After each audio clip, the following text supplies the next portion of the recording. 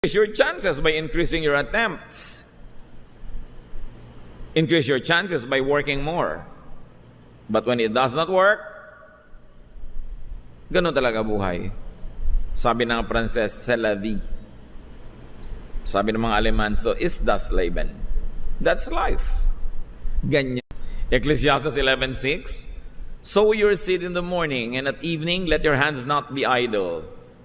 For you do not know which will succeed, whether this or that, or whether both will do equally well. Kung gusto nyong marami ang pagkakataong magtagumpay, marami ang pagsisikap na gawin nyo. Gusto nyo marami kayong tubuin, marami dapat ang pamumuhunan. Gusto nyo maraming anihin, marami dapat itanim, kasi hindi nyo alam kung alin ang tutubo, alin yung mamumunga, alin ang magkiklik. You never know. That's why don't put all of your eggs in one basket. Or if you do, watch that basket. Kasi inilagay nyo na doon lahat. Kahit sa pag-ibig, huwag nyo inilalagay lahat sa isang tao lang. Dahil paano kung bigla nagtaksil? Hahanapin nyo si Basilio? Huhulihin nyo ang sawa sa lumang simboryo? Anong gagawin nyo? Tatalong kayo sa Pasig, mahuhuli kayo dahil madadagdagan ng pollution. Kailangan handa ang loob.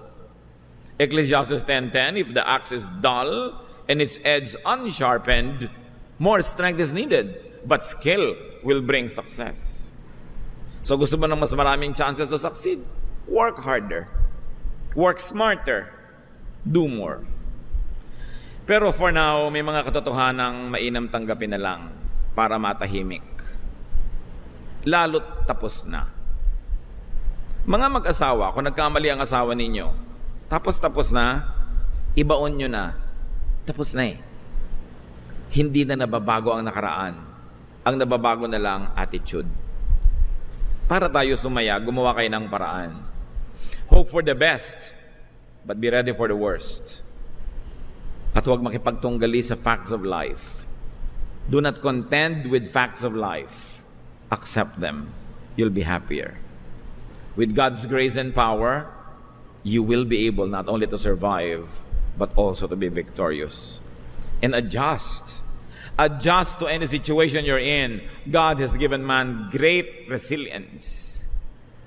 Hindi natin kayang sukatin ang lalim ng pwede nating sisirin, taas ng pwede nating liparin, lawak ng pwede nating puntahan. Huwag niyong lilimitahan ng Diyos. Ano man ang kalagayan nyo ngayon, baguhin nyo kung hindi nyo gusto. Kung hindi nyo mabago, tanggapin nyo and build upon it. Get on with life. Live life to the full. Sabi ng Panginoon sa John 10:10, I came that they may have life and have it to the full. And Philippians 4:13 says, I can do anything through Christ who gives me strength. So you can change what needs to be changed, and you can accept what cannot be changed. Accept these facts of life and live more happily. And when you're happier, you make more people happy, and you glorify God more. Dear God, thank you that we have you. Thank you that because of you we can have peace. Because of your enablement, we can change the things that we should change. Through your wisdom, we can recognize what needs to be changed and what needs to be accepted. And by your power, O God, we can accept what we cannot change. Teach us to adjust. Teach us to complain less and less.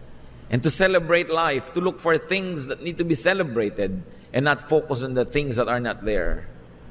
Lord, as we continue to enjoy the life that you lend to us, allow us to glorify you with fruitfulness, with good deeds, and with happiness, not complaints.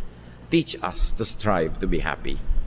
Father, we thank you in the name of your Son, Jesus.